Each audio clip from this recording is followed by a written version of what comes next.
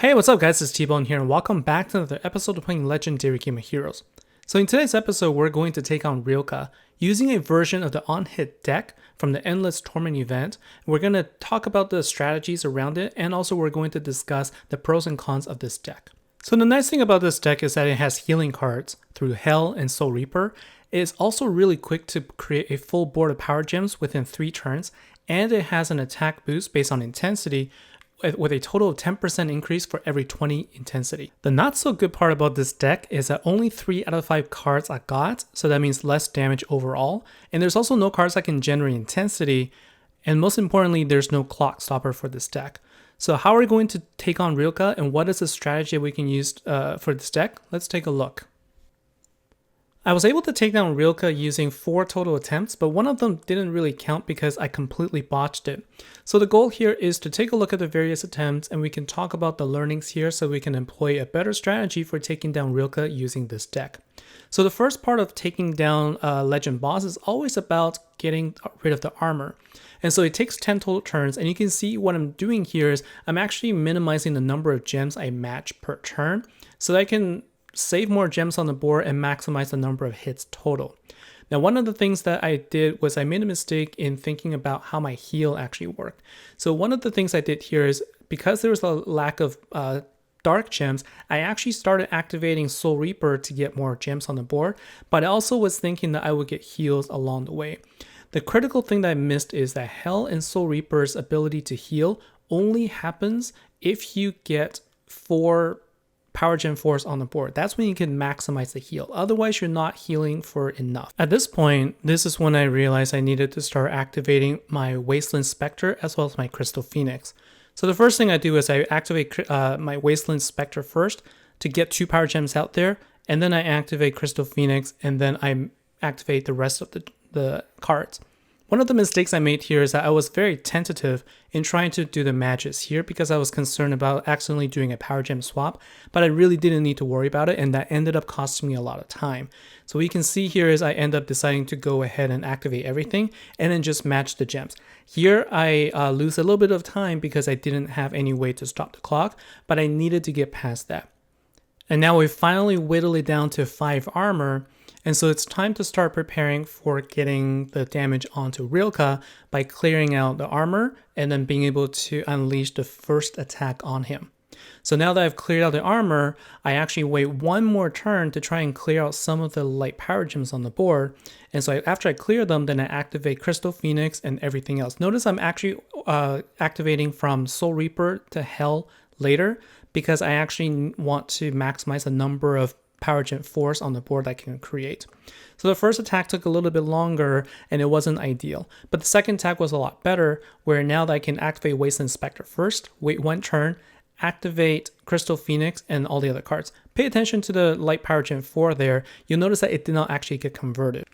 This attack took a total of 0.3 seconds for 16.5 billion damage. And now the next turn, what you'll see is I basically just rinse and repeat. And then take a look at the far bottom left corner here. I actually had another power gem as an insurance there, but it ended up getting overridden. So it was good I had 2 of them. Now this particular attack, I was able to do a lot better too, with 0.38 seconds, 18.4 billion damage. Now unfortunately, this doesn't always work. Take a look at this cluster of water gems that I do create a power gem with the intent of using that as an off affinity clock stopper.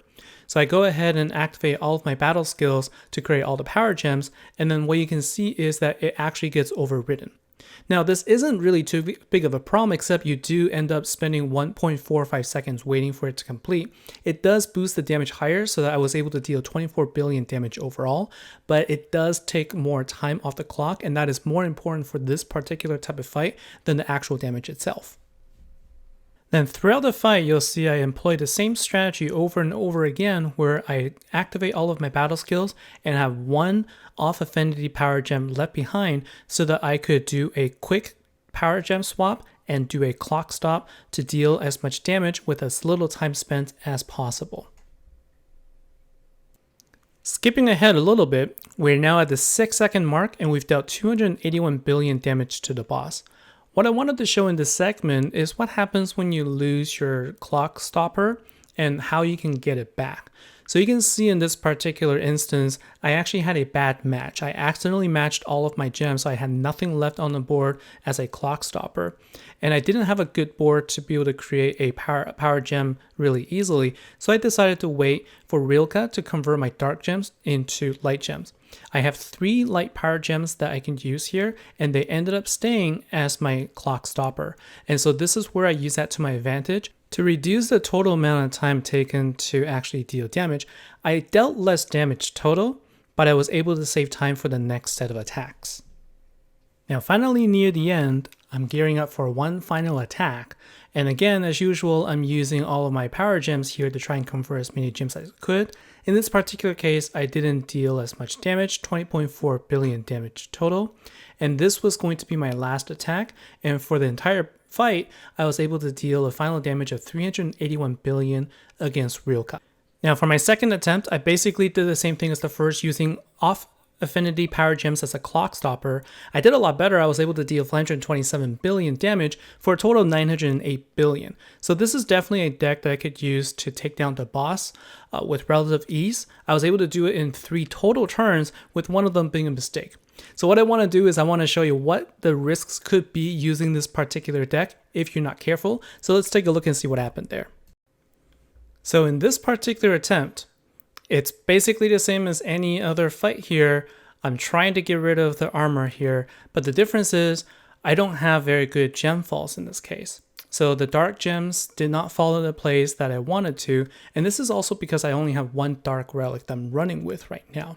So I was able to get the second match for a total of 6 matches, but at this point my dark gems are far apart, and I was attempting to use that second last turn to actually match everything, but then Rylka converted all of the dark gems to light gems, and at this point I had only a single dark gems remaining on the board, and I'm scrambling.